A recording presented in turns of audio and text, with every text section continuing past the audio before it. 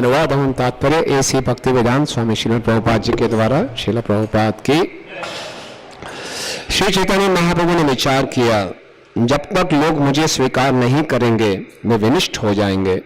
इसलिए कृपालु महाप्रभु ने संन्यास ग्रहण किया। पर्याय संख्या 11 का अनुवाद।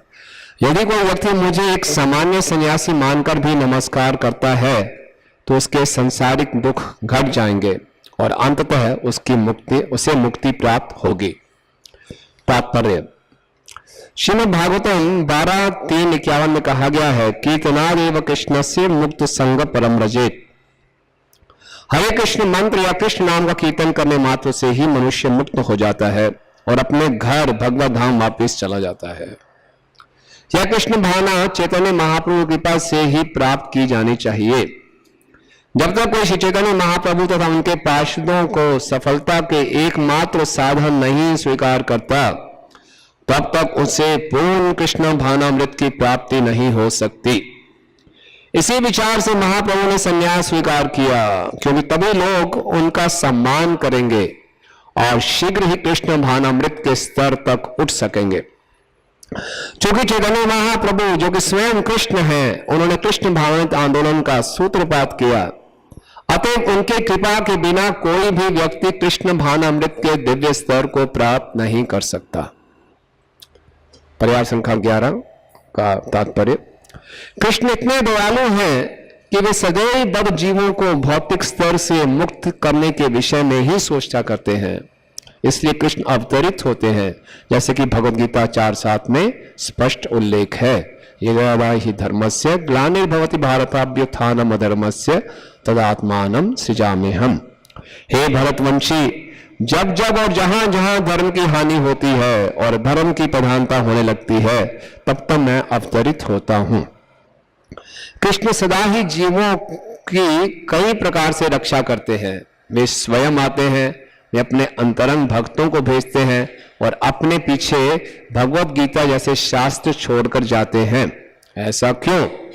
ऐसा इसलिए कि लोग माया के बंधन से मुक्त होने के आशीर्वाद का लाभ उठा सकें। श्री चैतन्य महाप्रभु ने इसीलिए संन्यास ग्रहण किया, जिससे उन्हें सामान्य सन्यासी मानने वाला कोई मूर्ख भी उनका सम्मान करे और उसका भौतिक दुख घट सके और वह माया के बंधन से छूट सके।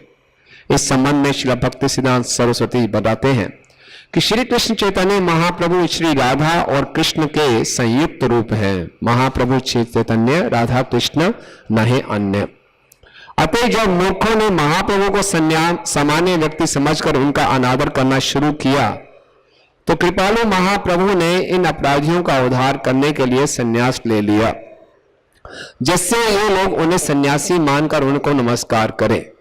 श्री चैतन्य महाप्रभु ने उन सामान्य लोगों पर इतनी महान कृपा प्रदान करने के लिए संन्यास ग्रहण किया, जो उन्हें साक्षात राधा कृष्ण रूप में नहीं सराह सके।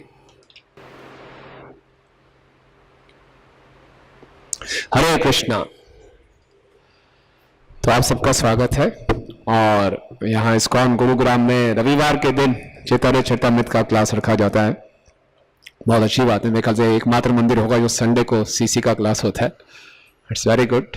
हम लोग सब चैतन्य महाप्रभु के अनुयायी हैं, गौड़िया वैष्णव संप्रदाय से जुड़े हैं, हमारा परम सौभाग्य है। और जो गौड़िया वैष्णव सिद्धांत है ये उच्चतम सिद्धांत है, टॉप मोस्ट फिलॉसफी, सबसे आसान तरीके में चैंटिंग, डांसिंग, फेस्टिंग और बिना योग्यता को देखते हुए हर किसी के लिए उपलब्ध है, ओपन फॉर एवरीवन। तो ये महाप्रभु की विशेष कृपा है हम सब पे।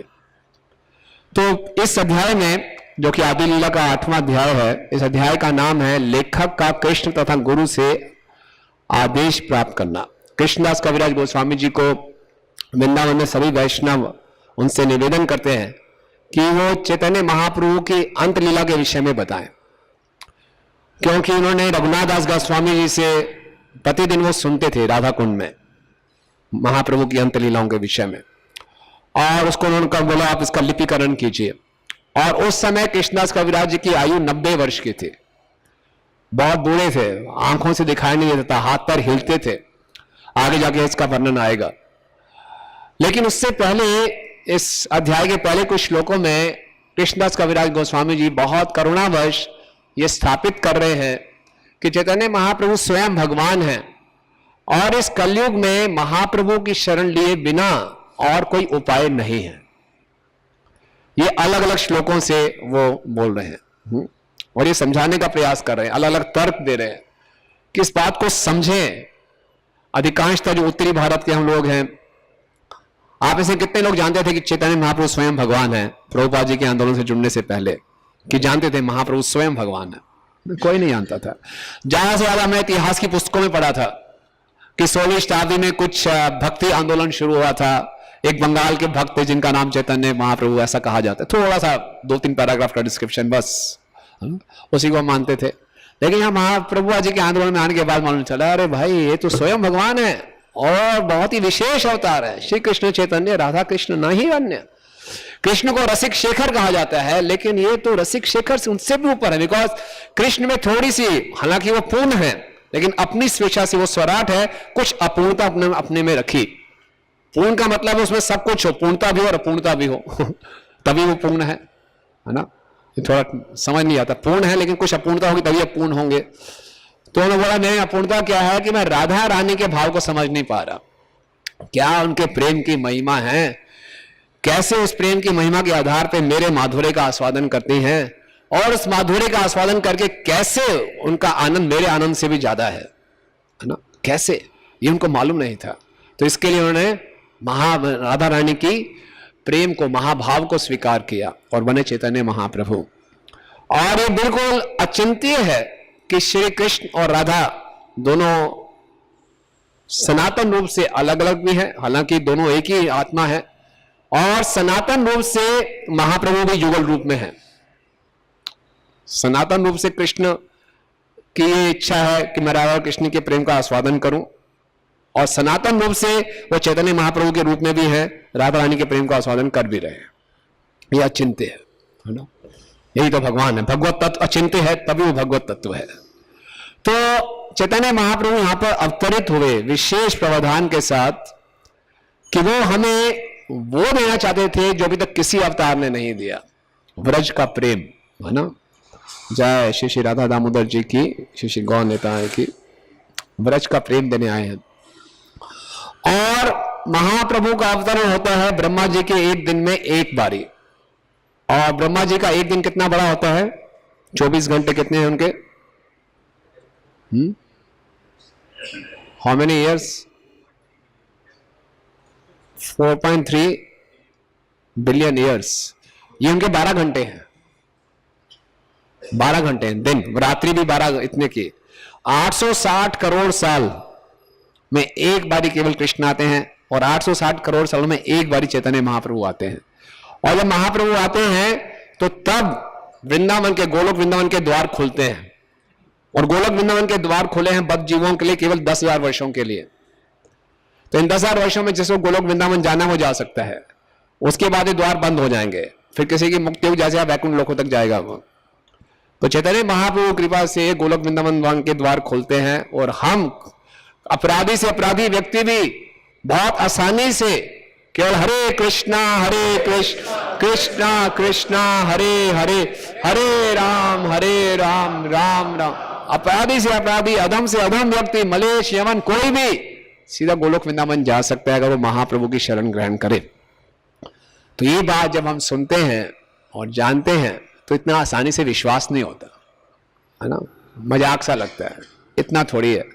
और आजकल तो बहुत सी संस्थाएं हैं, और हर संस्थाएं अपने अपने किसी गुरु को भगवान बना के घूम रही हैं, है ना। ठीक है, आप लोग भी सेंटिमेंटल हैं, आपने चैतन्य महाप्रभु को भगवान माना लिया, बोलो ठीक, कोई बात नहीं, हर कोई अपना भगवान लेके घूम रहे हैं, जिसको जहां श्रद्धा है, ठीक है ना। और पीछे कुछ समय पहले इलस्ट्रेटेड वीकली मैगजीन ने एक सर्वे किया था कि आजकल भगवान नंबर 1 कौन चल रहे हैं इतने भगवान है मार्केट में तो आप गेस कर सकते हैं कौन चल रहे थे, हैं? साईं बाबा चल रहे थे, नंबर 1 गॉड, है ना। तो कभी साईं बाबा हो जाते हैं, कभी खाटू श्याम जी हो जाते हैं, तो एक कंपटीशन चलता रहता है। लेकिन महाप्रभु स्वयं भगवान हैं। तो कोई पूछ सकता है कि आप लोग भावुक लोग हैं, आप लोग भगवान बोल रहे हैं ऐसा, तो वास्तव में क्या प्रमाण है आपके पास कि महाप्रभु स्वयं भगवान है? क्यों? वो सेफ भगवान है। कोई कुछ लोग भावुक होकर गलत भगवान के चक्कर में फंस जाएं, फिर अपना शोषण करवाएं। तो हम लोग यहां पर हैं तो चैतन्य महाप्रभु सेफ भगवान है ना, SAFE सेफ है वो, हम लोग यहाँ पे सेफ है। तो इस सेफ के एक्रोनिम से हमने कुछ कहा कि सेफ है चैतन्य महाप्रभु स्वयं है, भगवान है। तो इसका प्रमाण S से मिलता है, यानी कि स्क्रिप्चर्स। स्क्रिप्चर्स शास्त्रों का प्रमाण है कि स्वयं कृष्ण जो चैतन्य महाप्रभु हैं स्वयं भगवान है। बहुत से शास्त्रों का प्रमाण है ना। एक भक्त ने कंपाइल किया था, लगभग 150 से ऊपर प्रमाण थे ना, कि अलग अलग उपनिषदों में, अलग अलग पुराणों में। तो कुछ है प्रसिद्ध श्लोक कौन कौन से हैं भगवान महाप्रभु के भगवान होने के प्रमाण, कौन कौन से हैं? हाँ, कोई बोले महाप्रभु भगवान है, बताइए कौन सा है श्लोक? यस, हाँ, कृष्ण वर्णम त्रिषा कृष्णम संग पांगस्तु पार्षदम यज्ञ संकीर्तने प्राय यजन्ते ही सुमेधसा। और कौन सा प्रमाण है? नमो महावदन्याय कृष्ण प्रेम प्रदायते। ये शास्त्रों का प्रमाण चाहिए, ये शास्त्र का प्रमाण नहीं है। ये रूप गोस्वामी जी ने लिखा उनको देखकर। और कौन से पुराणों में, उपनिषदों में कौन सा आता है? वायु पुराण में आता है। क्या आता है? हाँ हाँ, बहुत सुंदर। मायापुरी संकीर्तन आरंभ सची सुता, भगवान की मां का नाम बताया गया है, मायापुर का स्थान बताया गया है। इसी ढंग से पद्म पुराण में आता है सप्तमे पद्म पुराण में आता है, कलई प्रथम संध्यायम गौरांग अहम मही तले भागीरथी तटे रम्ये भविष्यामि सची सुता। बता रहे हैं कि कलियुग की पहली संध्या में मैं पृथ्वी में प्रकट होऊंगा गंगा के तट पर, और मैं सच्ची देवी का पुत्र होऊंगा, और मेरा जो रंग होगा, कांति होगी, वो गौर वर्ण की होगी। इसी ढंग से व्यास देव जी ने जब विष्णु सहस्त्रनाम की रचना की तो उसमें बहुत सुंदर श्लोक आता है, सुवर्ण वर्ण हेमांगो वर्णांग चंदनागधि संन्यात कर क्षमा शांता निष्ठा शांति परायणा। विष्णु सहस्त्रनाम में चैतन्य महाप्रभु को नामों का वर्णन आता है।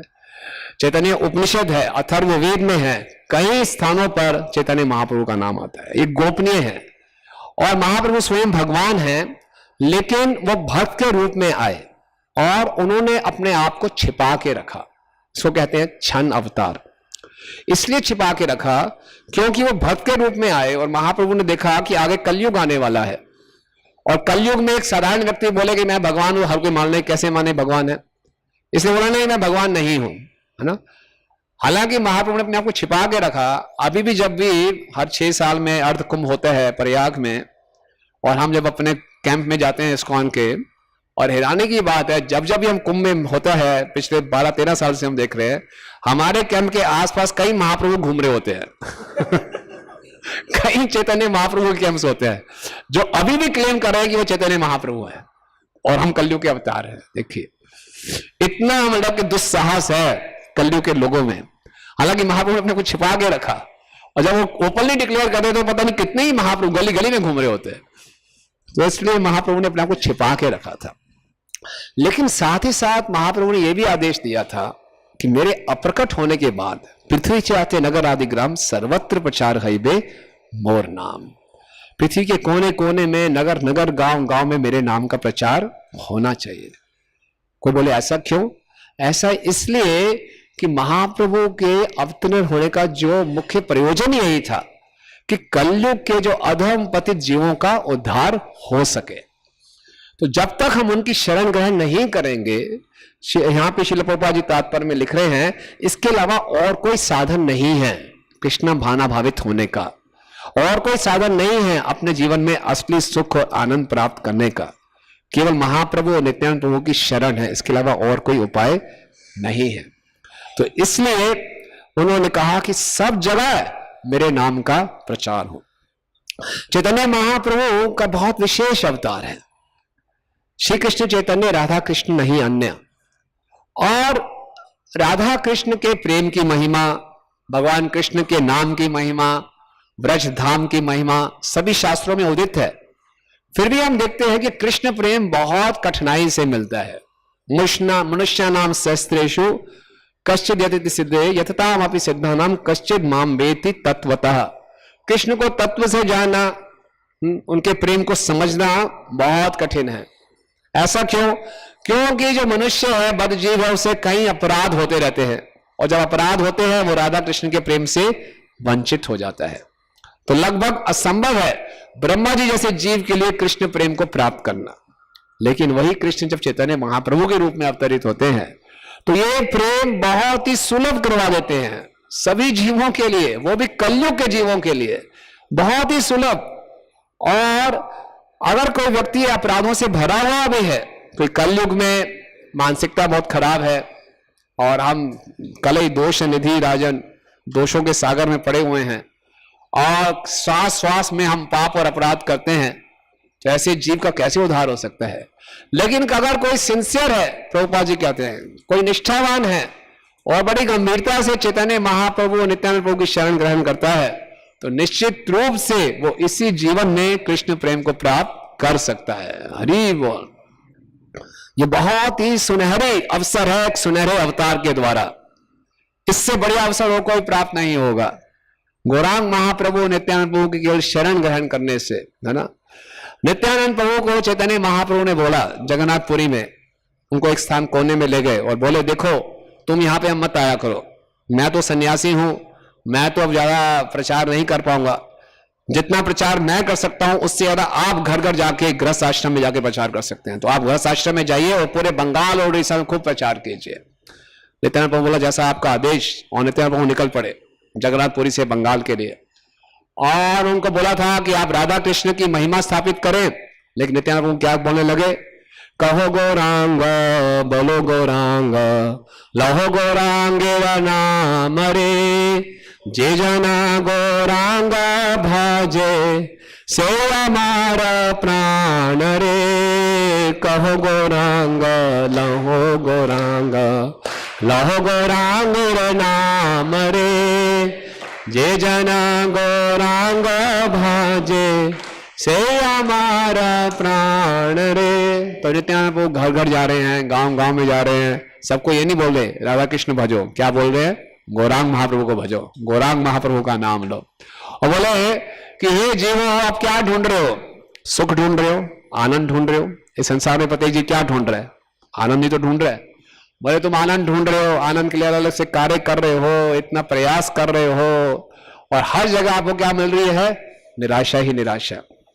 आपने अपने व्यक्तिगत जीवन में कोई ऐसा व्यक्ति देखा है जिसने बोला हो प्रभु जी माता जी मैं पूर्ण रूप से संतुष्ट हूं? देखा है? आप गूगल में सर्च कर लीजिए फुली सेटिस्फाइड पर्सन कोई नहीं मिलेगा आपको, कहीं नहीं मिलेगा। नित्यानंद प्रभु यही कह रहे हैं, कहीं नहीं मिलेगा आपको।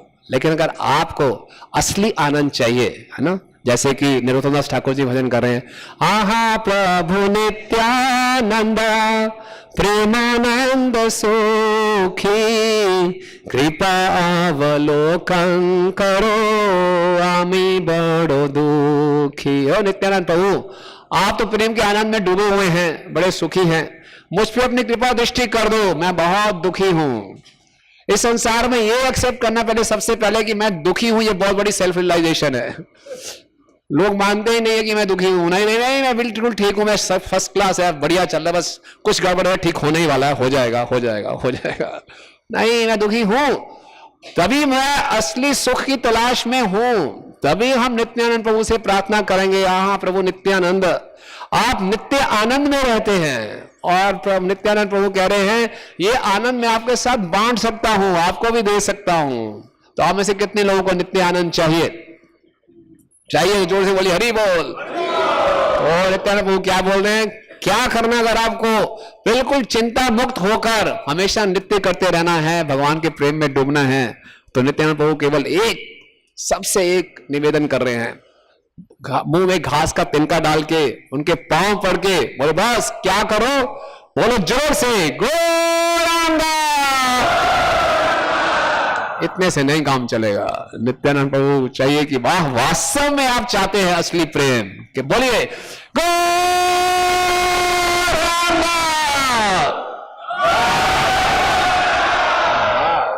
ये कहना है बस, नित्यानंद प्रभु खाली यही कह रहे हैं, है ना। कहो गौरांग बोलो गौरांग, लोहो गौरांग रे नाम रे, जे जन गौरांग वजह से ही हमारे प्राण रे। हम नित्यानंद प्रभु के प्रिय बन जाएंगे। और गौरांग महाप्रभु कहते हैं कोई नित्यानंद प्रभु का नाम ले लेगा तो वो मेरे प्रिय बन जाएगा, है ना। नित्यानंद नित्यानंद। बस भक्तिविनोद ठाकुर जी कहते हैं कोई इस प्रकार से चिंता मुक्त होकर हृदय से गौरांग महाप्रभु नित्यानंद प्रभु को पुकारता है तो कृष्ण प्रेम देखते हुए आ जाता है, कौन पुकारा है भाई, और कृष्ण प्रेम उसके पीछे पीछे दौड़ता है, किसने पुकारा गौरांग महाप्रभु, किसने पुकारा नित्यानंद प्रभु, और कृष्ण प्रेम आको उसको पकड़ लेता है ना। और यहां प्रेम है, आनंद है, प्रेमानंद सुखी। तो ये बहुत विशेषता है।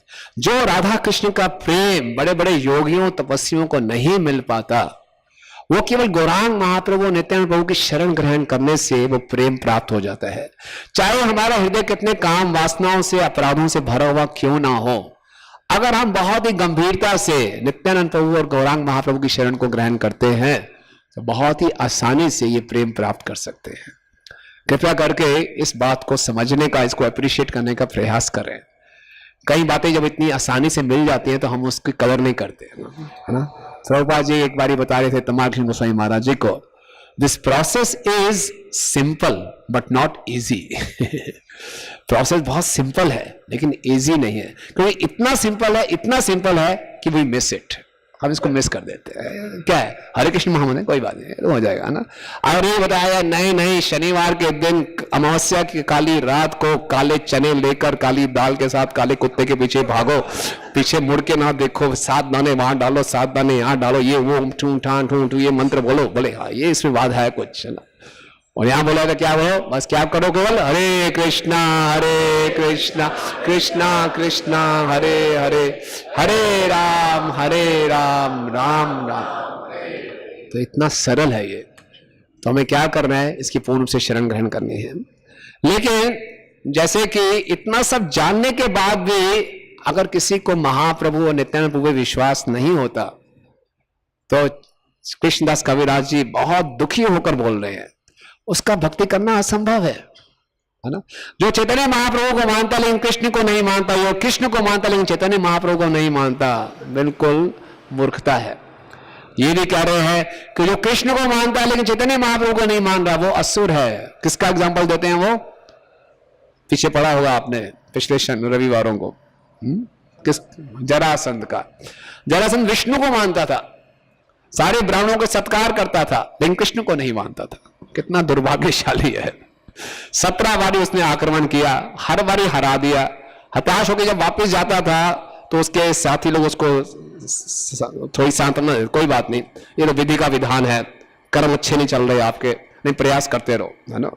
भगवान सब कुछ देख रहे हैं, भगवान है, भगवान से ही हारे वो देख रहे हैं, प्रयास करते रहो, सफलता मिल जाएगी, है ना। विष्णु को मानता था लेकिन कृष्ण को नहीं मानता था। तो ये आसुरिक मानसिकता। इसी प्रकार से कोई कृष्ण को मानता है लेकिन महाप्रभु को कृष्ण के रूप में स्वीकार नहीं करता, उसको भी कृष्णदास कविराज जी कह रहे हैं वो असुर के समान है। तो इसलिए पूर्ण रूप से विश्वास होना चाहिए कि हाँ चैतन्य महाप्रभु स्वयं भगवान है और नित्यानंद प्रभु स्वयं बलराम जी हैं, है ना। भगवान कृष्ण ने अर्जुन को गीता में कई उपदेश दिए। सबसे पहले उसके अलग अलग कैटेगरीज है। सबसे पहले बोला मैं तुम्हें बहुत ही गुह्य आदेश दे रहा हूं, गहरा संदेश। वो क्या है, कहां से शुरुआत की भगवान ने, गुह्य संदेश क्या है भगवत गीता का? हाँ जी, तो ये तो बहुत आगे हो गया। हाँ है नहीं, हाँ यस माता जी, ये तो गुह्यतम हो गया, आगे की सीधा 18वें चैप्टर में पहुंच गए। गुह्य संदेश यह है, अर्जुन को बताया कि तुम देह नहीं हो, देह के रहने वाले देही हो, तुम शरीर नहीं हो, आत्मा हो। ये भी बड़ी आश्चर्य की बात है ना, बहुत आश्चर्य की बात है। इस काम में आने से पहले हमें भी नहीं पता था। अच्छा, अरे शरीर नहीं आत्मा हूं, अच्छा बहुत बड़ी बात है। और किसी के पास चले जाओ, आप चले जाइए यूनिवर्सिटीज में, हम कॉलेजेस में देते हैं, लोग हैरान हो जाते हैं, है ना। हम कॉर्पोरेट सेक्टर में कर रहे थे, सेमिनार दे रहे थे, वहाँ का डीजीएम आ गया, उसकी आयु 50 वर्ष की थी। मतलब 50 वर्ष के बाद मुझे मालूम चला मैं कौन हूँ, मैं शरीर नहीं आत्मा हूँ। तो ये गुह्य संदेश है। उसके बाद भगवान थोड़ी और आगे बढ़े और गुह्यतर संदेश दिया। गुह्यतर संदेश क्या है?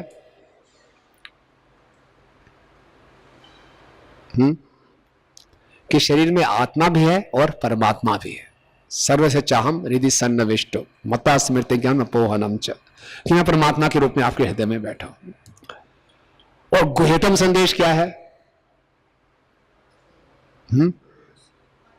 मन मना भव मद भक्तो मध्याजी माम नमस्करो, कि मेरे श्याम सुंदर रूपे मेरा चिंतन करो, है ना, मैं ही परम पूर्ण पुरुषोत्तम भगवान हूं। ये गुह्यतम संदेश है। यहां भगवत गीता समाप्त हो गई, लेकिन इसके बाद एक और गुह्य संदेश है, गुह्यतम से भी गुह्यतर। वो क्या है? हो गया वो तो। गुह्यतम से भी गुह्यतर कौन सा संदेश है? कि चैतन्य महाप्रभु स्वयं भगवान है। श्री कृष्ण चैतन्य राधा कृष्ण नहीं अन्य। ये गुह्यतम से भी गुह्यतर है, लेकिन इस गुह्यतम से गुह्यतर से भी एक और गुह्यतर संदेश है। गैस करो, आप तो कर लेंगे साहब।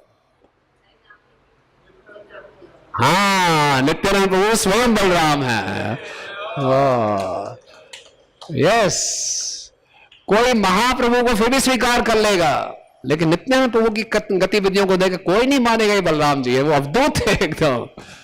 कभी भी गंगा में कूद जाएंगे, मगरमच्छ के ऊपर बैठ जाएंगे, कभी नग्न अवस्था में घूमने लग जाएंगे, कभी किसी कन्या के पास जाएंगे मुझसे विवाह कर लो, कभी क्या, कोई मान ही नहीं सकता ये अवधूत है क्या है। जैसे कि इसलिए चैतन्य महाप्रभु स्वयं भगवान है और नित्यानंद प्रभु स्वयं बलराम है। ये बातें हमारे को पूरा इसमें दृढ़ संकल्प होना चाहिए, पूरा कॉन्फिडेंस होना चाहिए। अगर कोई मान ले कि चैतन्य महाप्रभु तो मान लेता हूं, नित्यानंद प्रभु थोड़ा डाउट है ना, नहीं, तो कृष्णदास कविराज जी कह रहे हैं अर्ध कुकुट न्याय है ये, आधा स्वीकार कर रहे हैं। वो बोले बेटर ये है, उससे बेटर वो व्यक्ति जो पाषंडी दोनों को नहीं मानता। आधा मान रहे हो आधा नहीं मान रहे तो बहुत ही बड़ा गलत बात है। तो फिर वो कथा सुनाते हैं कृष्णदास कविराज जी। आदि लीला के 5वें अध्याय में आपने सुनी होगी वो कथा, मीन कीर्तन रामदास के। कितने लोगों ने सुनी है कथा ये मीन कीर्तन रामदास के, है ना। मीन कीर्तन रामदास नित्यानंद प्रभु के बहुत प्रिय पार्षद है। और कृष्णदास कविराज जी कहते हैं कि मेरे बड़े भाई ने अपने घर में एक संकीर्तन का आयोजन किया था और मीन कीर्तन रामदास जी आए थे। और मीन कीर्तन रामदास जी क्या करते थे, हमेशा भगवान के प्रेम में उन्मत्त रहते थे। वो बाहर जाके आंगन में बैठ गए, कोई आके प्रणाम करता था तो उसके कंधों पे बैठ जाते थे। उनके हाथ में एक बांसुरी होती थी, उसको मारते थे या थोड़ा सा थप्पड़ मारते थे। और कोई उनकी आंखों में आंखें डाल के दिखता था तो अपने आप उसकी आंखों से आंसू निकलना शुरू हो जाते थे, क्योंकि मीन कीर्तन रामदास जी की आंखें हमेशा प्रेमाश्रु से भरी रहती थी। और बड़ी जोर से हुंकार देके वो बुलाते थे नित्यानंद। तो आसपास के लोग बड़े चमत्कार हो जाते, चकित हो जाते, क्या है। तो ऐसे उन्होंने जोर से हुंकार किया, नित्यानंद प्रभु को पुकारा। और कृष्णदास कविराज गोस्वामी जी के बड़े भाई के घर में एक पुजारी जी थे जिनका नाम था गुणार्णव मिश्र। वो डीटी वर्शिप कर रहे थे और उन्होंने जोर से नित्यानंद प्रभु को पुकारा। तो उनको देखा लेकिन इनको सम्मान नहीं दिया, कोई प्रणाम भी नहीं किया, है ना, और कुछ ध्यान नहीं दिया। ये देखकर मीन कीर्तन नाम जी को बड़ा क्रोध आया। बोले ये देखो ये दूसरा रोमहर्षण सूत है। रोमहर्षण कौन था मालूम है ना? जब बलराम जी तीर्थ यात्रा पे निकले थे तो नैमिषारण्य में गए तो सभी संतों की सभा में रोमहर्षण बैठे थे व्यास आसन पे। बलराम जी आए तो उठे भी नहीं उनका आदर करने के लिए। तो बलराम जी ने क्या किया, एक घास का तिनका उठाया, गले से उसकी गर्दन काट दी, एक घास के तिनके से, है ना। तो बोले दूसरा रोमहर्षण सूत है। इसके बाद मीन कीर्तन रामदास जी नाचने लगे, गाने लगे। जब पूरा फेस्टिवल खत्म हो गया तो जाते जाते उनकी कुछ वाद विवाद हो गया उनके बड़े भाई से। उनके जो बड़े भाई थे कृष्णदास कविराज गोस्वामी जी के, वो चैतन्य महाप्रभु को तो मानते थे, नित्यानंद प्रभु को नहीं मानते थे। तो मीन कीर्तन रामदास जी को इतना क्रोध आया, उन्होंने अपनी बांसुरी तोड़ दी और गुस्से से वहां चले गए। इसके बाद कृष्णदास कविराज गोस्वामी जी ने बहुत गुस्सा किया अपने बड़े भाई के ऊपर। बोला दो भाई एक तनु समान प्रकाश, नित्यानंद नाम माले तुम्हार हरि बे सर्वनाश। ये दोनों भाई एक समान हैं और अगर तुम नित्यानंद प्रभु को नहीं मानते तुम्हारा सर्वनाश हो जाएगा। और ये हुआ भी, उनके बड़े भाई का सर्वनाश हो गया, सब कुछ खत्म हो गया उनका। और फिर कृष्णदास कविराज गोस्वामी जी के स्वप्न में स्वयं नित्यानंद प्रभु आए और वो बहुत प्रसन्न थे। किस लिए प्रसन्न थे? और उनके सपने में आकर उनको आदेश दिया। कोई गेस कर सकता है क्यों प्रसन्न थे नित्यानंद प्रभु उनसे? हैं? क्यों प्रसन्न थे? क्या कारण होगा नित्यानंद प्रभु का कृष्णदास कविराज गोस्वामी पे प्रसन्न होने का?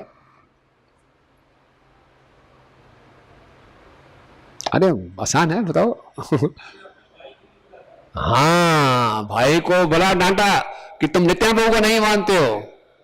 तो नित्यानंद प्रभु बहुत प्रसन्न हुए और बोले ठीक है, अब तुम क्या करो, वृंदावन आ जाओ। और उन्होंने उनका आदेश दिया और उनको रास्ता दिखाया कि वृंदावन की तरफ चलो, और कृष्णदास कविराज गोस्वामी वृंदावन आए, है ना। तो हमें चैतन्य महाप्रभु और नित्यानंद प्रभु पे पूरी श्रद्धा उनके चरणों में, है ना। परम करुणा पहुदुई जना, परम करुणा पहुदुई जना, ताई गौर चांदा, सब अवतार सार शिरोमणि, केवल आनंद कांदा, परम करुणा पहुदुई जना, निताई गौर चंद्र, सब अवतार सार शिरोमणि, केवल आनंद कांदा। तो ये है नित्यानंद प्रभु गौरांग महाप्रभु। लेकिन ये सबको आनंद बांटने भी आए, लेकिन उस समय भी नवद्वीप में लोग उनको स्वीकार नहीं कर रहे थे। चैतन्य महाप्रभु ने अपना संकीर्तन आंदोलन शुरू किया श्रीवास ठाकुर के घर से, और सारे नवद्वीप वासी स्पेकुलेट करते रहते थे, ये लोग रात भर क्या करते हैं अंदर, हमें क्यों नहीं घुसने देते, कुछ गड़बड़ करते होंगे, पूरी रात भर शोर मचाते रहते हैं, हम काजी को कंप्लेन कर देंगे, काजी को मालूम चल गया पूरे गांव का सर्वनाश हो जाएगा, इस श्रीवास ठाकुर को गांव से बाहर निकालो, तरह तरह की कंप्लेन करते थे। और एक ब्राह्मण ने निमाई पंडित को देखा और उनको देखते ही अपना जनेऊ बाहर निकाला और बोले मैं तुम्हें श्राप देता हूं, तुम्हारा घर कभी नहीं बसेगा। निमाई ने कहा बहुत बहुत बड़ा आशीर्वाद दे दिया आपने, श्राप नहीं दिया ये। बोले तुम सांसारिक सुख से वंचित रहोगे। तो बहुत लोग उनसे ईर्ष्या करने लगे कि ये लोग क्यों हैं, क्या कर रहे हैं अंदर। और एक बार क्या हुआ, निमाई पंडित जब ईश्वरपुरी से मिलकर आए तो हमेशा भगवान के प्रेम में आविष्ट रहते थे। तो एक बार अपने घर में वो बैठे थे और भगवान के प्रेम में आविष्ट होकर गोपी गोपी गोपी ऐसे कह रहे थे। तो एक ब्राह्मण उनके पास आया, उससे बोला ये भाई, अरे निमाई क्या कह रहे हो, गोपी गोपी क्यों बोल रहे हो, कृष्ण का नाम बोलो, सभी शास्त्रों में कृष्ण के नाम की महिमा बताई गई है, गोपी गोपी के नाम की कोई महिमा है ही नहीं, ये क्या कर रहे हो। तो निमाई अपने थे प्रेम में बोले कृष्ण, कृष्ण तो बहुत धूर्त हैं, कृष्ण ने बाली का वध कर दिया, कृष्ण ने अपनी पत्नी के मोह में एक पर स्त्री का नाक और कान काट दिया, कृष्ण ने बलि महाराज को धोखा दे दिया, वो तो लंपट है, वो तो धूर्त है। तो वो ब्राह्मण बोले रे छी छी छी क्या बातें कर रहे हो, कृष्ण को गाली दे रहे हो।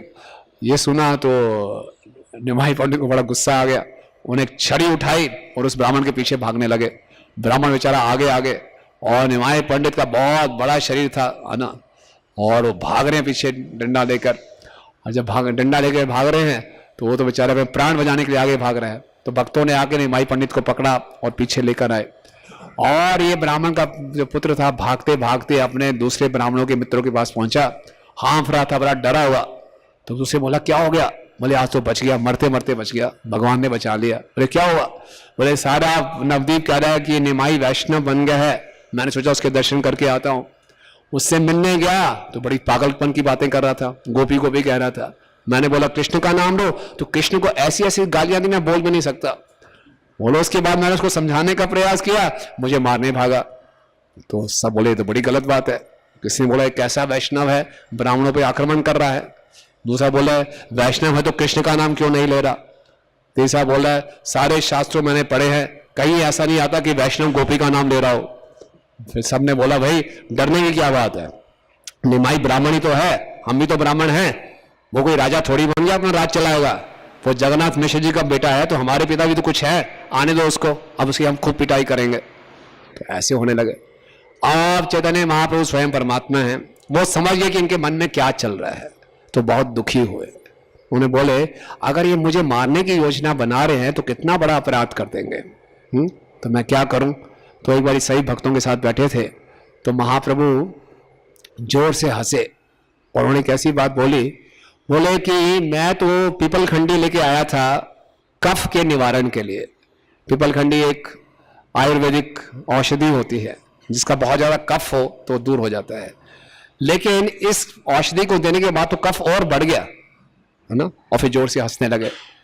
तो नित्यानंद प्रभु उनका अभिप्राय समझ गए कि महाप्रभु यहां पर आए थे सब जीवों का उद्धार करने के लिए, लेकिन कोई जीव उनकी शुद्ध भक्ति को समझ नहीं पा रहा और उनके प्रति अपराध कर रहा है, तो वो तो और उसका अपराध होता जाएगा।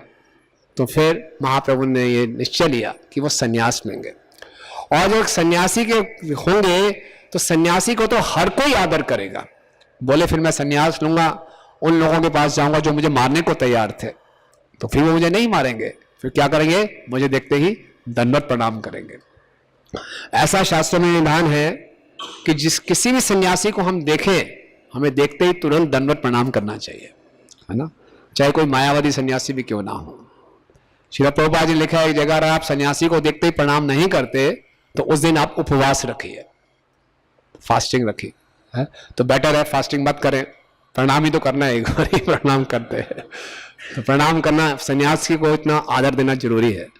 तो बोले कोई ना कोई जबरदस्ती मुझे प्रणाम तो करेंगे ही करेंगे, मुझे प्रणाम करेंगे तो भक्ति में आगे बढ़ेंगे, और मैंने सन्यास नहीं लिया तो मुझे मारने की योजनाएं बना रहे हैं, तो ये तो बहुत फंस जाएंगे, इनका तो पतन हो जाएगा, और मैं तो उनका उद्धार करने आया था और इनका और पतन हो जाएगा, तो ये गलत होगा। इसलिए चैतन्य महाप्रभु ने सन्यास लिया।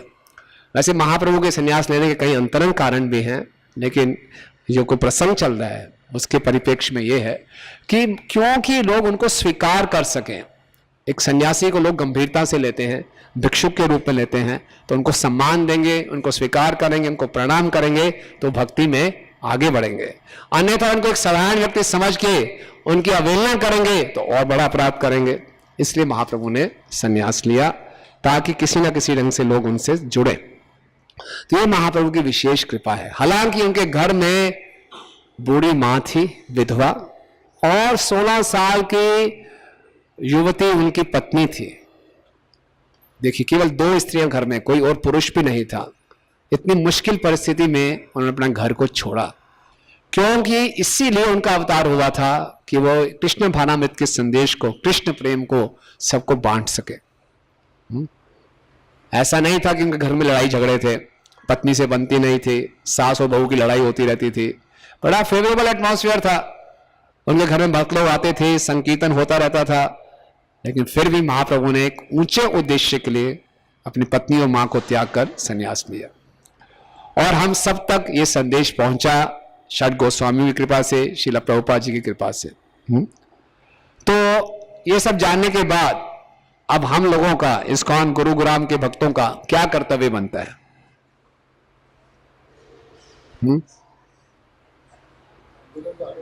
आंदोलन को आगे बढ़ाए, ऐसा कहते हैं कृष्णदास कविराज गोस्वामी जी।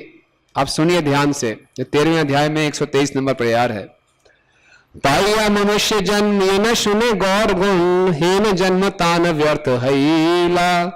पाइया अमृत धुनि पिए विष गर्त पानी, जन्म यस केने नहीं मेला। इसका अनुवाद सुनिए।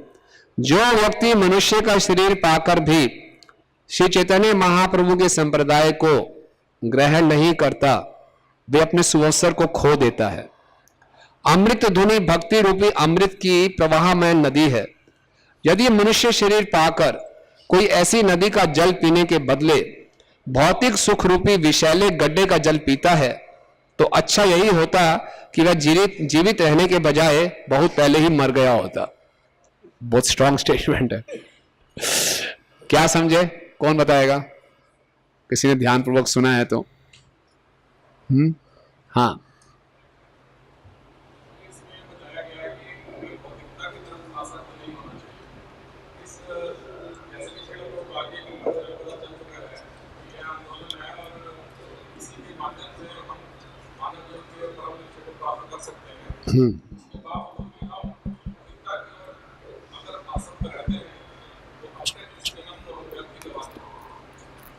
और कोई थोड़ा और कोई इसमें एडिशन? एक बार सुनने से हमें पता नहीं चलता। तो दोबारा बोले एक बार, चलो रिपीट करिए पीछे पीछे, फिर शायद याद हो ना। चलो रिपीट करिए। जो व्यक्ति मनुष्य का शरीर पाकर भी श्री चैतन्य महाप्रभु के संप्रदाय को ग्रहण नहीं करता, वह अपने सुअवसर को खो देता है ना। जिससे मनुष्य जन्म ग्रहण किया लेकिन महाप्रभु के आंदोलन को नहीं उसमें सम्मिलित हुआ तो क्या कर दिया उसने, सुअवसर को कैसे खो दिया, आगे बता रहे हैं। अमृत धुनी भक्ति रूपी अमृत की प्रवाहमान नदी है। महाप्रभु के आंदोलन से क्या हो रहा है, अमृत की नदी बह रही है। ठीक है, यदि मनुष्य शरीर पाकर कोई ऐसी नदी का जल पीने के बदले भौतिक सुख रूपी विषैले गड्ढे का जल पीता है ना। अमृत की नदी बह रही है, मनुष्य जीवन है, इस अमृत की नदी से जल पीने की जगह क्या कर रहा है, एक गड्ढा है, उस गड्ढे में क्या है, विषैला जल है, उसको पी रहा है। क्या कहेंगे उसको, मूर्ख कहेंगे ना। तो कृष्णदास कविराज जी कह रहे हैं तो अच्छा यही होता, बोलिए ना सर, तो अच्छा यही होता कि वह जीवित रहने की बजाय बहुत पहले ही मर गया होता। अरे बुरा मत मानना, ये कृष्णदास कविराज जी कह रहे हैं, और कृष्णदास कविराज जी कह रहे हैं बहुत करुणा से, बहुत दुख हो रहा है उनको, है ना, बहुत दुख हो रहा है। आप किसी व्यक्ति को 1 करोड़ रुपए दे रहे हो, चेक दे रहे हो, ले ले, वो मजाक उड़ा रहा है, हाँ 1 करोड़ रुपए, अरे है मेरे बैंक में, बता रहा हूं नहीं, हाँ क्या दे रहे हैं, पागल ऐसे थोड़ी होगा। और भीख मांगना शुरू कर दे, बोला नहीं यार 1 करोड़ रुपए, नहीं फिर भी नहीं मानना, तो कैसा लगेगा आपको, है ना, पागल है, एकदम मूर्ख व्यक्ति है ना। इसी से कृष्णदास कविराज कर रहे हैं, अमृत की धारा बह रही है, लेकिन उस अमृत की धारा से जल को ग्रहण ना करके विशाले गड्ढे से गंदा पानी, विष वाला पानी पी रहा है, तो बहुत पहले मर गया होता है ना। तो इसलिए महाप्रभु का यह आंदोलन बहुत ही मंगलकारी है, और ऊपर से मधु मंगल जी का नेतृत्व हो तो हो अति मंगलकारी है ना।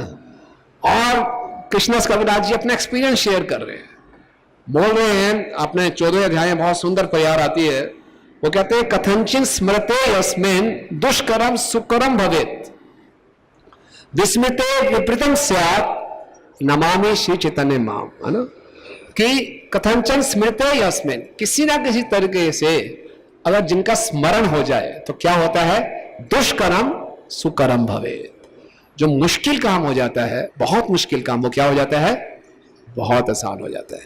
और इनका स्मरण नहीं हुआ, विपरीतम स्यात्, तो विपरीत क्या हो गया, बहुत आसान काम भी बहुत मुश्किल हो जाता है।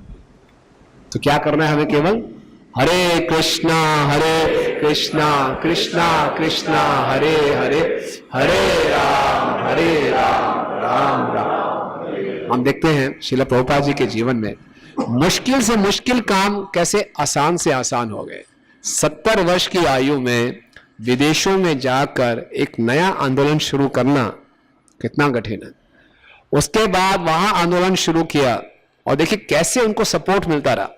प्रभुपाद बावरी स्ट्रीट में घूम रहे थे तो एक हिप्पी उनको मिला, उस हिप्पी का नाम था हॉवर्ड। उनसे प्रभुपाद से मिलने आ गए। प्रभुपाद मंडे, वेडनेसडे और फ्राइडे 7 बजे गीता क्लासेस करते थे, अपने आप शुरू कर दी प्रभुपाद जी ने, कोई आए ना आए कैसे भी। देखिए कहाँ बावरी स्ट्रीट में मुकुंद गोस्वामी जी अपनी पुस्तक में लिख रहे हैं कि हमेशा दुर्गंध आती रहती थी, बियर की और मूत्र की मिक्स, पूरी हवा में गंदी एक दुर्गंध रहती थी। वहां प्रभुपाद जी बैठ के गीता की क्लासेस दे रहे हैं मंडे, वेडनेसडे, फ्राइडे। तो वहां पे एक उनको हिप्पी मिल गया हॉवर्ड, और वो हॉवर्ड था, वो इंग्लिश का प्रोफेसर था। प्रभुपाद बोला अच्छा इंग्लिश के प्रोफेसर हो? तो बोला yes Swami ji, what can I do for you, any service? बोले यस बहुत सेवा, आओ।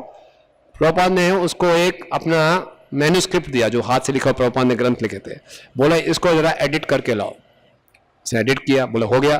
बोला और कुछ? बोला आओ। प्रभुपाद ले गए, पूरा ट्रंक खोल दिया, बोले सब है तो आपके लिए। और वो हाविर थे, बाद में हाईग्रीव बने और उन्होंने प्रभुपाद जी की पुस्तकों को एडिट किया था। देखिए कैसे प्रभुपाद को भगवान ने भेजा। और एक बार प्रभुपाद बाहर गए तो हॉवर्ड ने आके वहां रहना शुरू कर दिया। जब प्रभुपाद वापिस आए तो देखिए अपने रूम बिल्कुल साफ सुथरा है और उन्होंने नया कुछ कालीन बिछा दिया और दीवारों पे सुंदर सुंदर चित्र लगा दिए। तो प्रभुपाद देखने लगे, कोई चित्र था हनुमान जी का, कोई चित्र था दुर्गा जी का, कोई चित्र था गणेश जी का, क्योंकि हॉवर्ड एक बारी वाराणसी में आए थे और भारत आए थे तो अलग अलग चित्र थे उनके पास, लगा दिए। और फिर अचानक एक और चित्र देखा प्रभुपाद जी ने और प्रभुपाद ने तुरंत दंडवत प्रणाम कर दिया। बड़ी हैरानी की बात थी, ये चित्र किसका था? षड्भुज चैतन्य महाप्रभु का।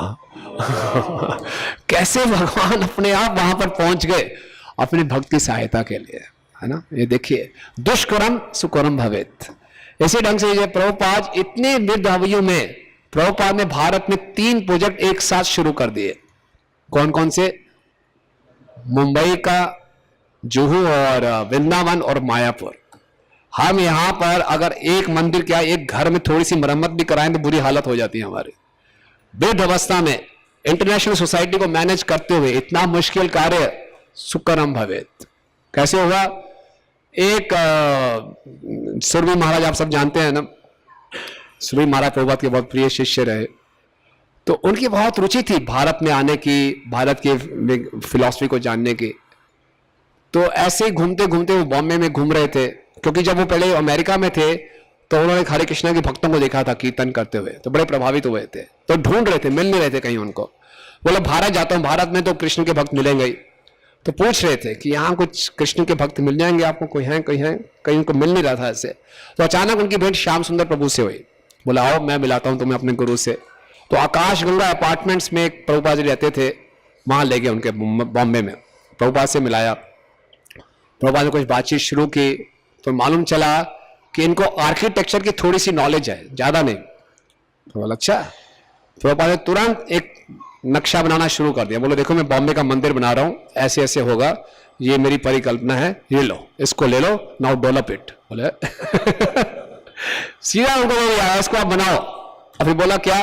बोला ऐसा है कल दीक्षा भी दे रहा हूं, कल दीक्षा भी ले लेना। अरे दीक्षा, उनको पता ही नहीं क्या दीक्षा है, तो कुछ समझ नहीं आ रहा उनको। पहले एक पूरा मैप बना दिया, बॉम्बे का मंदिर बनाना है, बोला इसको डेवलप करो। और फिर बोले कल दीक्षा भी ले लेना। बोले ठीक है। कल दीक्षा समारोह था, दीक्षा पकड़ा दी उनको, दीक्षा होगी, माला पकड़ा दी, 4 नियम बता दिए, समझ नहीं आया 4 नियम क्या है। और फिर बोल दिया आप, तुम्हारा नाम है सौरभ, नाम था सौरभ, नहीं प्रभुपाद ने बंगला में बोला तो इनको लगा सौरो। बोले क्या हो रहा है मेरे जीवन में, कैसे स्वामी जी है। पहली मुलाकात में एक नक्शा पढ़ा दिया, फिर बोले कोई दीक्षा हो गई, और दीक्षा के नाम मेरा नाम बदल दिया, सौरो। सौरो मतलब दुखी, बड़े दुखी हो गए बेचारे। फिर श्याम सुंदर प्रभु के पास गए क्या हो रहा है। बोले नहीं सौरो तो नाम नहीं हुआ, पूछ के आता हूं क्या है। बोला नहीं सौरभ, सौरभ नाम है। और देखिए कहां से वो आए और कितने वो इंस्ट्रूमेंटल बने। तीनों मंदिरों का निर्माण में सुरभि महाराज ने इतने सुंदर सुंदर नक्शे बनाए और तिन्ने कितने सुंदर मंदिर बनाए, है ना। श्रील प्रभुपाद की। उसके बाद सुरभि महाराज पंजाबी बाग में थे, वो आपको मालूम है, जो हमारा पंजाबी बाग का पुराना एक मंदिर था, वहां उन्होंने इस्कॉन आर्किटेक्चर का हेड ऑफिस बना दिया था। और जब हम शुरू में जुड़े थे, छोटा सा एक मंदिर था, वहां पूरे का पूरा प्लान पड़ा हुआ था, मायापुर का, वृंदावन का, बॉम्बे का, उनकी फोटोज थी, है ना। तो बाद में कुछ ऐसी घटनाएं हुई कि वो कृष्णा कॉन्शियसनेस से बाहर हो गए, है ना। माया या भगवान की लीला है, बाहर हो गए। लेकिन अंतिम समय में उनका जब अंत आने वाला है, दोबारा से उनको प्रेरणा दी भगवान ने कि आप भक्तों के संग में आइए। फिर से भक्तों के संग में आए। और जब वृंदावन कृष्ण बलराम मंदिर की 40वीं वर्षगांठ बनाई गई थी तो उसमें वो आए थे, वो अपना सारा एक्सपीरियंस ये शेयर कर रहे थे। और फिर वृंदावन में ही रहे, और फिर वृंदावन में ही उन्होंने प्रभुपाद का स्मरण करते हुए अपने शरीर को त्यागा और गोलोक धाम वापिस गए। ये इस आंदोलन की शक्ति है, चैतन्य महाप्रभु के आंदोलन में यही शक्ति है। और वृंदावन ठाकुर जी कहते हैं कि महाप्रभु के आंदोलन के एक एक भक्त में इतनी शक्ति है कि वो पूरे ब्रह्मांड को तार सकता है। तो हमें अपने आप को, यस हम लोग तो अक्षम हैं, लेकिन गौरांग महाप्रभु नित्यानंद प्रभु की कृपा में इतनी शक्ति है कि हम असंभव से असंभव कार्य भी कर सकते हैं। दुष्कर्म सुकर्म भवेत्। प्रभुपाद जी कहते हैं नित्यानंद प्रभु ने तो एक जगह ही मदाई का उद्धार किया, लेकिन नित्यानंद प्रभु के जो दास हैं, सेवक हैं, उन्होंने कितने ही जगह मदाइयों का उद्धार कर दिया। और प्रभुपाद कह रहे ये नहीं करिए मेरा क्रेडिट है, प्रभुपाद कह रहे हैं ये गुरु परंपरा की शक्ति है। तो गुरु परंपरा में हम जितना पीछे होंगे, दासों के दासों के दास होंगे, उतनी शक्ति कम नहीं होगी, शक्ति बढ़ती जाएगी। इसलिए हमें छोटा नहीं सोचना चाहिए। प्रभुपाद ने कहा मेरी एक ही समस्या है, क्या? आई थिंक बिग, मैं बड़ा सोचता हूं, छोटा नहीं सोचा जाता मुझसे। प्रभुपाद को उनके गुरु ने आदेश दिया था कि जाओ पाश्चात्य देश में प्रचार करो। प्रभुपाद एक बार बैठे थे, ग्लोब था उनके साथ, उसको घुमा रहे थे। उनके सेक्रेटरी गोविंद दास जी आई, क्या कर रहे प्रभुपाद? प्रभुपाद कह रहे हैं ब्रह्मानंद को यहां भेजूंगा, गर्ग मुनि को यहां भेजूंगा, उसको पूरे विश्व को कवर करूंगा। खाली पाश्चात्य देश नहीं, रशिया में भेजा, जापान में भेजा, चाइना में भेजा। प्रभुपाद बड़ा सोचते थे और यही प्रभुपाद हमसे उम्मीद करते हैं। प्रभुपाद बोला डू एज आई डिड। तो इसलिए इस्कॉन गुरुग्राम को हमने बना देना गौर ग्राम, है ना। यहां पे हर कोई क्या कर रहा हो, गौरांगा, है ना। इसको बनाना है आदि गुरुग्राम। आदि गुरु कौन है? नित्यानंद प्रभु, नित्यानंद। इसलिए खूब जोर शोर से हम लोगों को जुड़ना चाहिए। ये हमारी सबसे बड़ी श्रद्धांजलि होगी चैतन्य महाप्रभु, नित्यानंद प्रभु और पूरी गुरु परंपरा के लिए, है ना। इसलिए महाप्रभु ने आदेश दिया, विशेषकर वो लोग जो गृहस्थ आश्रम में हैं, कुर्म ब्राह्मण को क्या आदेश दिया था?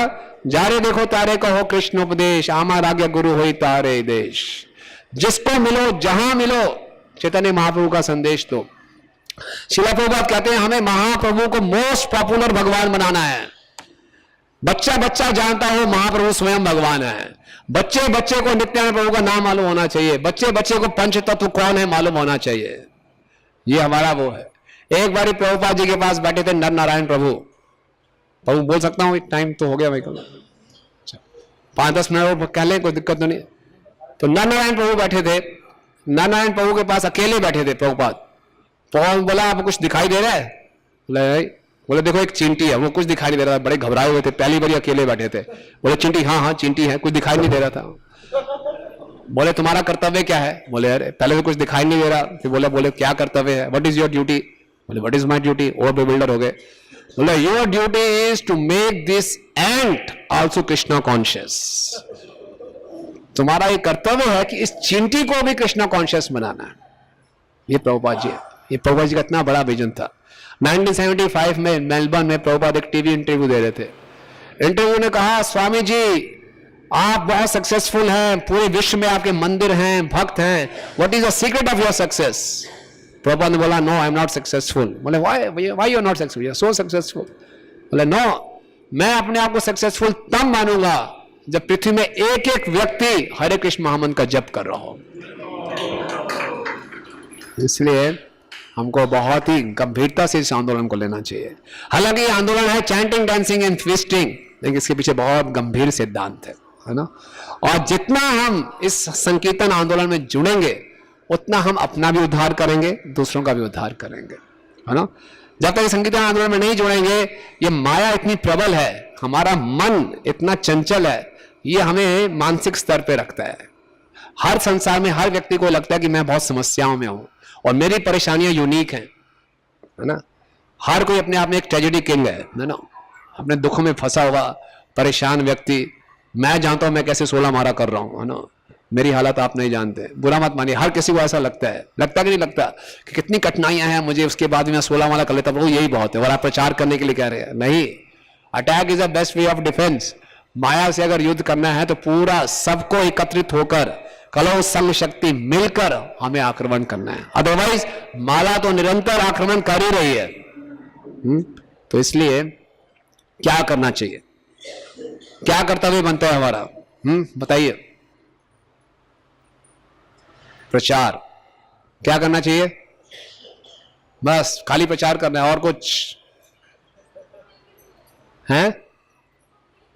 मिलकर प्रचार करना है। वेरी गुड, बड़ा अच्छा स्टेप हो गया। पहले था प्रचार, अब है मिलकर प्रचार। और उसके बाद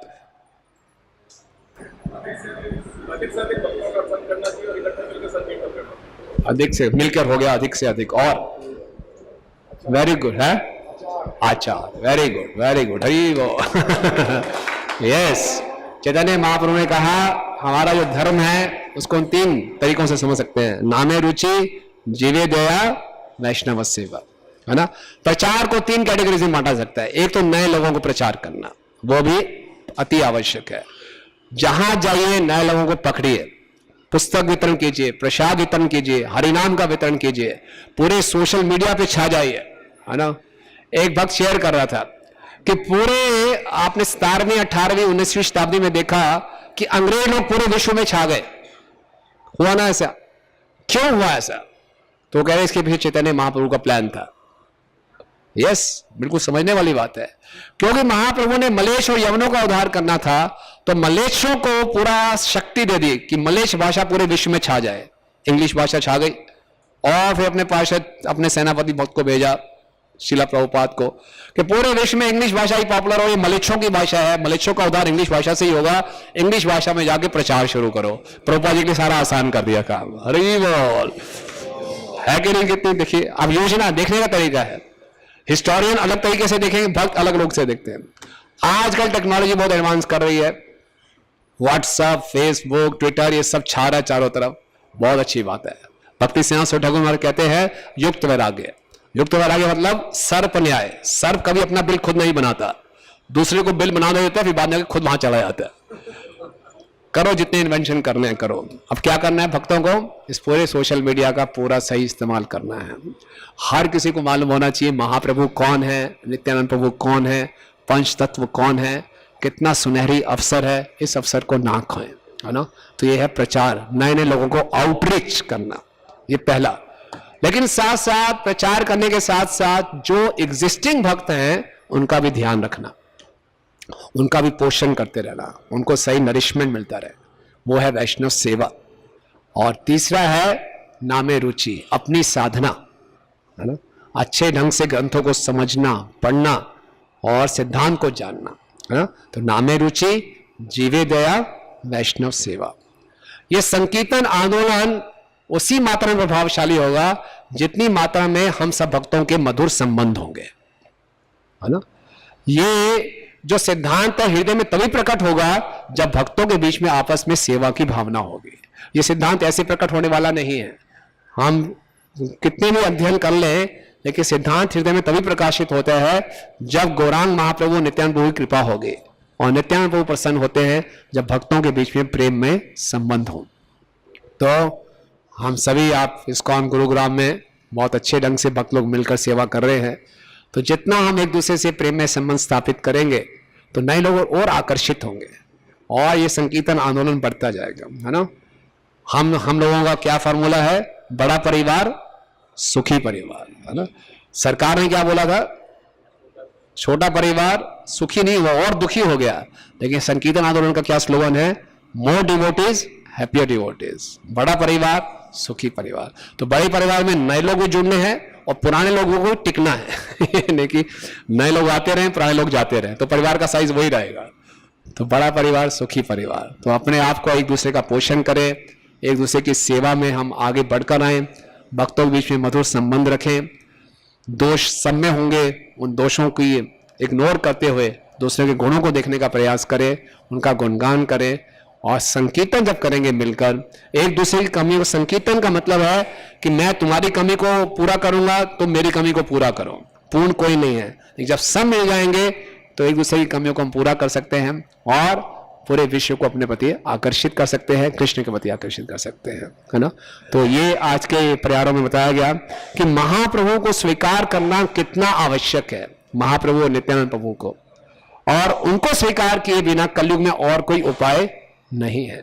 और ये सुनहरी अवसरों किसने उपयोग नहीं किया तो बहुत बड़ी हानि की बात है। तो इसलिए हम लोग इसका पूरा लाभ उठाएं, अपना भी उद्धार करें और दूसरों का भी उद्धार करें। हरे कृष्ण। किसी का कोई प्रश्न है? यस प्रभु जी, माइक। हरे कृष्ण प्रभु जी, बहुत धन्यवाद आपका।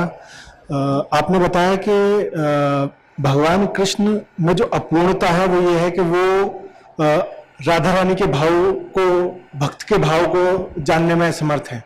तो चैतन्य महाप्रभु का अवतार अगर ब्रह्मा जी के हर दिन में होता है तो हर अवतार में वो जानने का प्रयास करते हैं कि राधा रानी का भाव क्या था। तो इसको कैसे समझेंगे?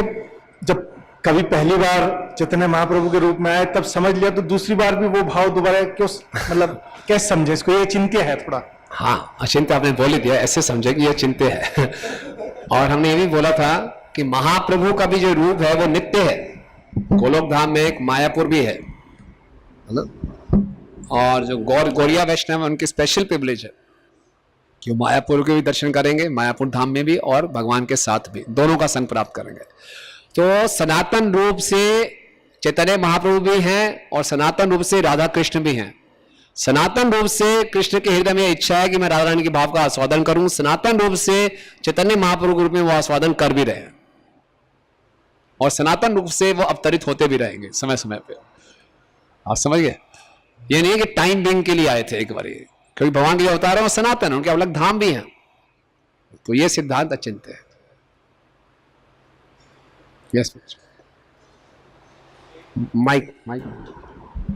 हरे कृष्ण प्रभु जी, आपने सेफ का एक्रोनिम बताया था, उसमें सेफ, हाँ सेफ, सॉरी वो तो निकल गया माइंड से, thank you. S for scriptures है ना, A is for astrology and attributes. आप देखेंगे 13वें अध्याय में जब महाप्रभु की बाल लीलाएं शुरू होती हैं तो नीलामा चक्रवर्ती पूरा एस्ट्रोलॉजिकल चार्ट बनाते हैं। नीलामा चक्रवर्ती निमाई के नाना जी हैं और पूरा एस्ट्रोलॉजिकल चार्ट बताया गया यहाँ पे। और भक्ति सिद्धांत सरस्वती ठाकुर महाराज, जिनको सरस्वती ठाकुर का टाइटल मिला, सिद्धांत सरस्वती का, क्योंकि बहुत बड़े ज्योतिष थे। तो अभी भी किसी को ज्योतिष का ज्ञान है तो वो पढ़ सकता है, सारे नक्षत्र और लग्न की स्थिति दी हुई है। बोले ये जो नक्षत्र और लग्न थे बड़े असाधारण थे, एक साधारण जीव के नहीं हो सकते।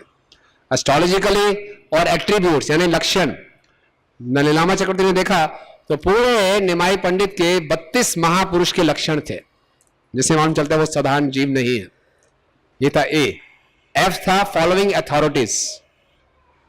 स्क्रिप्चर्स में है, लक्षण है, लेकिन अथॉरिटीज ने भी स्वीकार किया। तो अथॉरिटीज में गर्गाचार्य जी ने, जब गर्ग मुनि मिले थे नंद महाराज से गौशाला में, उन्होंने बोला ये जो पुत्र है आपका, इसका पहले कौन सा वर्ण था? रक्त वर्ण था, फिर श्याम वर्ण हुआ है और आगे पीत वर्ण होगा। तो बता रहे हैं, सारे वो प्रेडिक्शन दे रहे हैं कि कलयुग में पीत वर्ण से अवतरित होंगे। और स्वयं व्यासदेव जी ने, जैसे मैंने बताया, महाभारत में विष्णु सहस्त्र नाम में उनका वर्णन किया, सुवर्ण वर्ण हेमांगो। और अलग अलग शास्त्र और जो अथॉरिटीज हैं, सार्वभौम भट्टाचार्य जी ने उनको भगवान के रूप में स्वीकार किया, शिला रूप गोस्वामी जी ने उनको भगवान के रूप में स्वीकार किया। तो फॉलोइंग द अथॉरिटीज है ना। और ई है एक्स्ट्राऑर्डिनरी एक्टिविटीज। महाप्रभु ने अपने समय बहुत असाधारण कार्य दिखाए। तो किसी को भी हम अगर भगवान के रूप में स्वीकार करना चाहते हैं, किसी को भी अवतार के रूप में स्वीकार करना है, तो 4 क्राइटेरियाज फुलफिल होना चाहिए। Then is a safe incarnation, otherwise unsafe है। पहला क्या है? S for, A for astrology and attributes, F for following authorities and E for external activities. Hare Krishna Prabhu ji, मेरा प्रश्न था कि जो दूसरे प्रमाणिक संप्रदाय हैं उसमें भी चैतन्य महाप्रभु को ही मतलब मानते हैं, या क्या उसमें डिफरेंस है? और जो 3 संप्रदाय और हैं। हाँ, बहुत अच्छा प्रश्न है। दूसरे प्रमाणिक संप्रदायों में वो महाप्रभु को भगवान के रूप में स्वीकार नहीं कर पाते, क्योंकि जो आगे शील संप्रदाय हैं वो तो केवल वैकुंठ लोक तक ही है। ये जो महाप्रभु ज्ञान दे रहे हैं, जो महाप्रभु दे रहे हैं, अभी तक किसी ने नहीं दिया। वृंदावन की भक्ति, ब्रज का प्रेम, वो भी उच्चतम रस तक, माधुरी रस तक प्रदान कर सकते हैं। तो इसलिए गौड़िया वैष्णव को बहुत ही दुर्लभ और बहुत ही सौभाग्यशाली बताया गया है। हरे कृष्ण प्रभु जी। प्रभु जी, जब हम मिलकर सेवा करते हैं तो एक दूसरे की कमियां भी देखते हैं, तो हमें उसके लिए कैसे बचना चाहिए? हाँ, ये प्रैक्टिकल क्वेश्चन है, क्योंकि आज पूरे हमारे जो क्लास का मुख्य उद्देश्य यही है कि कैसे इस्कॉन गुरुग्राम को इस्कॉन गौरग्राम बनाया जाए, गौरांग महाप्रभु की महिमा कैसे प्रचार किया जाए। तो जब हम मिलकर सेवा करते हैं तो कलयुग के जीव हैं, यहाँ सत्युग के जीव, तो कलयुग के जीवों में दोष तो होंगे ही होंगे निश्चित रूप से। तो जब देखते हैं तो आपस में बड़ी कमियां नजर आती हैं, फिर सारी फिलॉसफी भूल जाते हैं, नहीं होता मेरे से, मैं नहीं कर पाऊंगा ना। कुछ और कर लेंगे प्रभु जी, घर बैठ के माला कर लेंगे चुपचाप, थोड़ा 32 माला कर लूंगा, 64 माला कर लूंगा, लेकिन भक्तों के साथ ठीक है, दूर से कभी संडे के संडे आ गए चले गए, बस ठीक है ना। शांत रहना चाहिए प्रभु जी, है ना।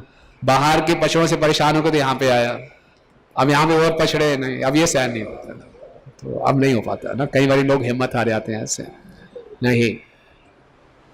प्रभुपाद जी कहते हैं कि भक्तों के संग में ही हम परिपक्व होते हैं, मैच्योर होते हैं। और मैच्योर होने का अर्थ है कि हर अवस्था को हम देखें, इससे गुजरे। और भक्तों के संग में ही हमारे भी हृदय के जो अनर्थ हैं वो सामने निकल के आते हैं। जब तक कोई जीव भक्तों के संग में नहीं आता, अकेले भक्ति करता है, तो बुरा मानने वाली बात नहीं है। हम अपने व्यक्तिगत एक्सपीरियंस शेयर कर रहे हैं कि बहुत बड़ी गलतफहमी हो जाती है कि मैं ऑलमोस्ट शुद्ध भक्त बन गया हूं, अगला कदम गोलोक धाम में ही है बस। और हमें आसपास कुछ लोग भी मिल जाते हैं जो आपकी खूब तारीफ करेंगे, प्रभु जी आप तो ऑफिस भी जाते हैं, आप प्रचार भी करते हैं, आप दान भी देते हैं, आप क्या नहीं है, आप बहुत अच्छे हैं, है ना, आप बहुत अच्छे हैं। तो उसको भी विश्वास होना चाहिए, मैं बहुत अच्छा हूँ, बहुत अच्छा कर रहा हूँ। लेकिन जैसे उसको भक्तों को बीच में डाला जाता है, कोई उसकी तारीफ नहीं कर रहा, बोले ये करो भैया, ये क्यों नहीं किया, ये कैसे कर दिया, ये गलत कर दिया, वो कर दिया, ये कर दिया, तो परेशान हो जाता है, मैं कहाँ आ गया, है ना। लेकिन भक्तों के संग में आके हमारी कमियां हमारे सामने आती हैं।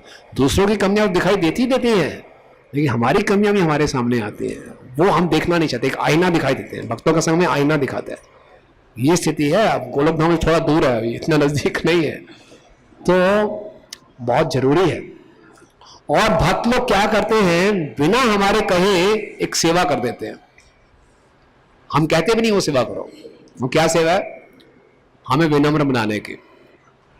जब तक कोई भक्तों के संग में आके प्रैक्टिकल ग्राउंड लेवल पे सेवा नहीं करेगा, हमारे अंदर विनम्रता आना असंभव है। तो करना है, सहनशीलता विनम्रता तभी बढ़ेगी जब हम भक्तों के संग में आएंगे। और जब एक दूसरे की कमियां दिखाई भी दे, फिर हमें शास्त्रों की बातों को भूलना नहीं है, देखना चाहिए ये भक्त बहुत दुर्लभ है। उसमें अच्छा गुण क्या है कि हरे कृष्ण महामंत्र का जप करता है। अच्छा गुण क्या है, प्रभुपाद की शरण ले रखी है। अभी पूर्ण रूप से दूसरे गुण विकसित नहीं हुए, लेकिन हो जाएंगे। मेरे में भी तो कमियां हैं, अगर ये मुझे सहन कर सकता है तो मुझे भी इसको सहन करना है ना। प्रभुपाद जी को एक भक्त ने चिट्ठी लिखी, बहुत मुश्किल है इस भक्त के साथ काम करना, मैं सहन नहीं कर सकता। प्रभुपाद ने उत्तर दिया, tolerate him as I am tolerating you, है ना, उसको टॉलरेट करो। और भक्ति सिद्धांत सरस्वती ठाकुर महाराज कहते हैं अपनी शिक्षा में, 108 उनकी शिक्षाएं हैं, सबसे पहली शिक्षा ये है, भक्तों को सहन करना सीखना चाहिए, सीखना चाहिए। ऊंचा उद्देश्य जब रखेंगे ना माता जी कि हमारा बहुत ऊंचा उद्देश्य है, फिर छोटी छोटी बातों पर ध्यान नहीं जाएगा। जब हमारे उद्देश्य नीचे होंगे ना, फिर हर छोटी बातें हम विचलित हो जाएंगे। तो बाद में किन किन लोगों के साथ आंदोलन शुरू किया, उनमें हर तरह की बुराइयां थी, है ना। आप जानते ही हैं, आप पढ़ेंगे प्रभुपाद लीलामृत तो आंखों में आंसू आ जाएंगे। किन किन लोगों के साथ प्रभुपाद ने आंदोलन शुरू किया, वो कुछ जानते ही नहीं थे और इतने अपराध करते थे। प्रभुपाद की व्यास पूजा मना रहे हैं, किसी को मालूम नहीं व्यास पूजा कैसे मनाते हैं। प्रभुपाद को सिखाना पड़ा ऐसे व्यास पूजा मनाते हैं। कितनी ऑस्टेरिटी थी प्रभुपाद जी के लिए, प्रभुपाद ने सबको सहा और आगे निकल के इतने सुंदर भक्त बने सब। तो इसलिए सहना सीखना है, उसके अच्छे गुणों को देखना है, ऊंचे उद्देश्य को हमेशा मन में रखना है और जानना है कि मुझे इसकी आवश्यकता है। इसको छोड़ के जाना बहुत बड़ा भ्रम है। तो इसलिए बार बार सिद्धांत को समझना, वैष्णवों के संग की महिमा को जानना और प्रयास करते रहना, है ना। फिर भी कोई दिक्कत है तो हमारे पास ऐसा कोई वरिष्ठ भक्त होना चाहिए जिससे हम अपने हृदय को शेयर कर सके, है ना। कई बार सहन नहीं होती बात, माला जब कर रहे हैं फिर वही बात ध्यान में आ रही है, कुछ भी कर रहे हैं हम उससे निकल नहीं पा रहे बाहर, तो फिर क्या करें, किसी से शेयर कर लें, है ना। तो उससे क्या होगा, हमें कुछ उपाय भी मिलेगा और हम नया मार्गदर्शन भी मिल सकता है ना। तो इसलिए अति आवश्यक है कि प्रभुपाद जी कहते हैं कि जो गोलोक धाम में भक्त हैं वो भी भक्त हैं, जो नीचे साधना कर रहे हैं वो भी भक्त हैं। एक पका हुआ आम है, एक कच्चा आम है। आम तो आम ही है ना, है ना। कच्चे आम को आप क्या बोलेंगे, केला बोलेंगे उसको भी आम बोलेंगे। भक्त अभी पूरे गुण विकसित नहीं हुए, उसको क्या बोलेंगे? भक्ति बोलेंगे। किसी का इंजीनियरिंग कॉलेज में एडमिशन हो गया, पहले सेमेस्टर में, उसको क्या बोलते हैं? इंजीनियर साहब। अभी इंजीनियर बना नहीं है, 4 साल के बाद इंजीनियर बनेगा, लेकिन बोल देते हैं जी इंजीनियर। अगर कुछ उसने उत्पात नहीं किया बीच में, कॉलेज से रेस्टिकेट नहीं हुआ, तो इंजीनियर तो बन ही जाएगा। तो इसी ढंग से हम यहाँ इस आंदोलन में आ गए हैं, अभी अच्छे गुण विकसित नहीं हुए, कच्चे भक्त हैं, लेकिन भक्त तो बन ही जाएंगे, है तो भक्ति। तो इसलिए सब कच्चे भक्त जब मिल जाते हैं तो कोई बात नहीं, थोड़ा सा घर्षण होता है आपस में, फ्रिक्शन होता है, लेकिन इस फ्रिक्शन से क्या होता है, हमारे जो रफ एजेस है ना वो सॉफ्ट हो जाते हैं, आपस में एक दूसरे को घिसते हैं सब, तो जेम पॉलिशिंग हो जाती है, हम निखर के बाहर आते हैं, है ना। तो घबराइए मत, ये सबका अनुभव है ना। Anything you want to add? और किसी का कोई अनुभव? ठीक है, तो आप सबको शुभकामनाएं। आपने सब्र बना रखा, सुना, और हम यही प्रार्थना करेंगे श्रील प्रभुपाद जी से कि हम भी इस चैतन्य महाप्रभु नित्यानंद प्रभु की कृपा को स्वीकार कर सकें और इसका पूरा लाभ उठा सकें। छोटी छोटी बातों में फंसकर, अपनी छोटी मानसिकता के कारण, है ना, बहुत से क्लेश हैं हमारे जीवन में, बहुत सी समस्याएं हैं, उनके चक्कर में फंस गए हम असली उद्देश्य को भूल जाते हैं। तो उससे हम ऊपर उठ सकें, भक्तों की सेवा कर सकें, नाम में रुचि विकसित कर सकें, और जीवों पे दया करने के लिए जो महाप्रभु का ये आंदोलन है, इसको और आगे से आगे हम बढ़ाएं। तो आप सब भक्तों का बहुत बहुत धन्यवाद। हरे कृष्णा। गौरांग महाप्रभु की, नित्यानंद प्रभु की, जगत गुरु श्रील प्रभुपाद की, गौर प्रेमानंदे।